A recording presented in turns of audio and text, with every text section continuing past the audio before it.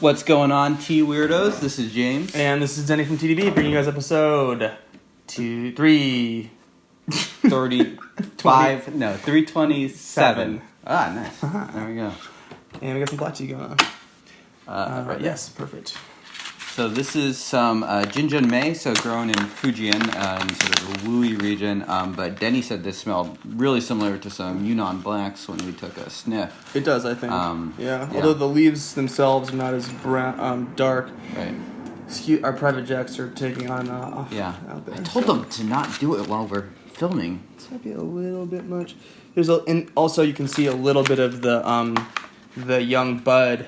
Hairs that get white after they dry out, which they're sort of like golden blacks from Yunnan. They have that kind of characteristic, although they're not as blue, almost blue-green. This is interesting. Anyway, it smells awesome. So right, and really pretty small leaves. Yeah. And I know that this tea. So I'm not an avid black tea drinker, but I know that Jinjunmei has a reputation for being a pretty premium black tea. Well, it's beautiful. Has a great aroma. I'm going to rinse it off quite a bit here. We're not going to drink the rinse because we're savage. Pure savages. A few folks out there definitely do drink the rinse for those nice teas. Yeah. You're wasting the tea, Denny. Beautiful. I'm sorry.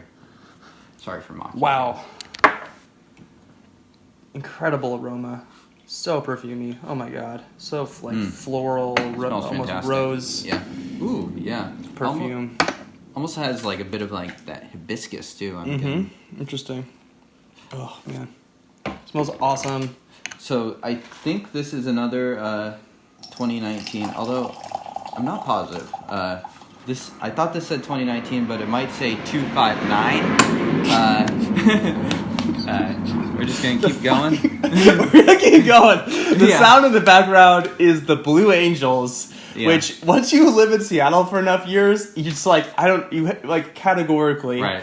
I mean, they probably went over your house growing up. Oh my the damn god, time. dude! Yeah. Our dogs, anyway. So yeah.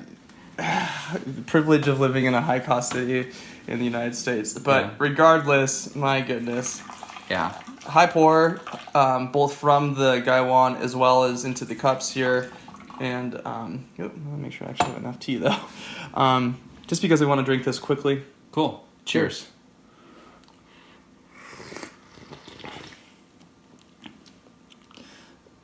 Like to start, but still, you can sense what's going to happen. It's got a nice texture already. Did you say this tea was pretty furry too? Yeah. I wonder if that contributes at all to sort of texture and stuff. There's a kind of cardamom, spicy curry sweetness to this. You can kind of imagine, if you were to, I'm not going to say that. I was going to say that if you could add a lot of sugar to butter chicken and imagine those sort of flavors. Don't do that though. That's not what this tastes like. It has that sort of sweet curriness to it, and a little bit of spice. Yeah, so and thinking of it cardamom and nutmeg somewhat too, but again more like Indian cuisine spicy. Right. I almost get a little raisin prune sweetness to this as well. Maybe a little in that grape category. You can imagine this making incredible chai. Oh yeah. This kind of probably overkill for chai. Yeah, because you're adding so many of those flavors already to it. Just an amazing aroma, little fruit like you mentioned. Right, and just looking at the leaves, you could tell that this tea is well processed and high quality. Yeah, and I used about a third. I filled the gaiwan up here, 90 milliliter gaiwan. Roughly? Or 70? 70. Okay. Yeah. With about a third of the leaves. The leaves are pretty small. Right. And frankly, with such a smooth tea and high quality tea like this, I think it could have taken more. Some black teas can get a little abrasive. And so I would say start with a third. If you have enough to rebrew, you can, or you don't have enough to rebrew, you can add some more. Or if you do have enough to rebrew another session,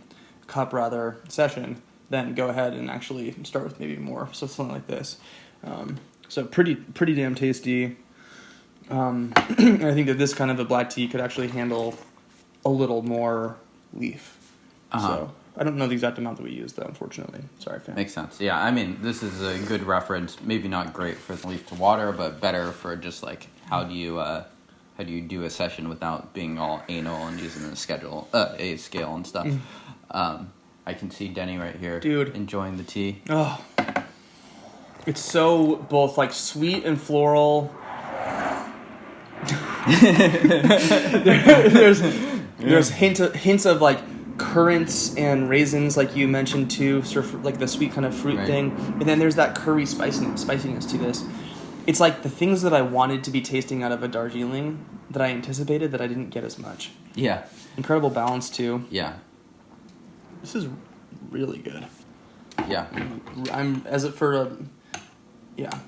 for a black tea nerd, this is really approachable. Mom test, yes. Yeah, for sure. Probably not the ultralight backpacking test. It just would be hard. Too delicate, maybe? Yeah, it would. Yeah. I think you would just overbrew the first steeping, and then it would like leave itself completely. So yeah, I think this tea fits. I think I might agree with that too. I mean, it would be okay. I'm sure you would enjoy it, but like this tea, black tea, I think fits more into this sort of category of the more delicate and nuanced black teas, rather than something that's just like big, full, and tasty and a little more obvious. So probably a black tea that's worth concentrating on a little bit more. Oh man, the aroma. There's some perfumey. Man, it smells so good. One of my favorite teas that we've had this year, I think. Which is kind of surprising. I don't know. I wasn't going into this thinking, wow, I'm gonna immediately love this. And this is a 2019. I think so. Okay. It depends what that says. It's a little bit more legible than my handwriting. I think that's 21 grams. Oh, yeah, you're right. I think it's 25 grams. I thought that maybe said 2019. Yeah. Whatever year it is held up wonderfully. Pretty sure it's 2019. Cheers. So for you, is this kind of more of a summer tea, year-round? I think that it's complementing. So there's some black teas have the sort of like spicy, earthy sweetness to them. That's kind of more of a cozy, what I would consider more of a wintertime flavor profile. Right. Definitely enjoy that in summertime and great. This tea has a liveliness to it, a brightness to it, and that added sweet complexity, that sort of cardamom. I think it's wonderful this time of year. Yeah. Truly, yeah. The perfuminess of it, it's really nice. Mm-hmm. Really good. This isn't gonna. That was a little bit less strong. But we're just gonna cut it right here and call this one a good one. These black teas in general, they do have a shorter steeping life, if you will. So act accordingly. There'll definitely be a tea that if you wanted to share a bunch of teas with, you could do a lot of black teas at once. Absolutely. Something like a raw pour, you might want to have one. Yeah. So keep that in mind. But can people get this? Yeah, this is, I don't even know if we mentioned where this is from. This is from WuyiOrigin's. Okay. So a lot of really good teas at their site. Yeah. Whenever we want something reliable, oolong or black, they're usually a pretty good option. Yeah. So definitely check them out. This is the Meijan Jinjunmei. Jinjunmei, yeah. And this is 25 grams or 21 grams, I'm not sure. That's a movie as well. Super good. Yeah. I mean, seriously, like I recommend this tea as an interesting, not exactly middle line of the category black tea.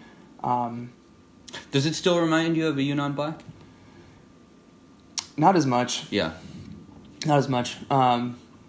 There's maybe a little bit of the spiciness that's part of that, but the version of the spiciness is truly exquisite. So check this out. WuyiOrigin's, can't shout them out enough for being awesome and producing really great teas to bring on the show. So always a good fit. People want to learn more about tea in general, James. Yeah, check us out at TeaDB.org. Hit the thumbs up button if you enjoyed the video, and hit subscribe whether you like us or not. See you next time. The best outro ever. Whether you like us or not, subscribe.